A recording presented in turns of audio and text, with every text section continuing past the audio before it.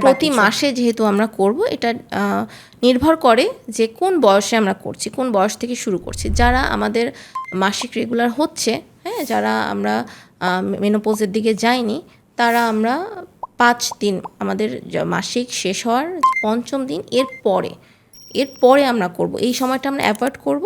এরপরে আমরা 5 দিন থেকে 7 দিনের মধ্যে আমরা একটা স্পেসিফিক ডেট, যেহেতু আমাদের পিরিয়ডটা আমাদের সবারই মনে থাকে, তাহলে আমরা ওই সময় থেকে শুরু করে 5 দিন শেষ হয়ে 5 থেকে 7 দিনের মধ্যে, নট বিফোর 5 days, 5 দিনের আগে তাহলে না। তো একটু সহজ করে যদি আমরা হিসাব করি যে একটা মাসিক 5 দিন থাকে, মাসিক শেষ হওয়ার আমি একটা রুটিন করে নিলাম যে আমার যখন মাসিক শেষ হবে তার 2 দিন পরে আমি সব সময় করব, তাহলে এভাবে করে প্রতিদিন তাহলে মনে থাকবে, বারবার চাপ দেওয়া লাগবে না, বারবার পরীক্ষা করা লাগবে না, এতে আমাদের ব্যথা করে, আমাদের ভয় হয়, দরকার নেই।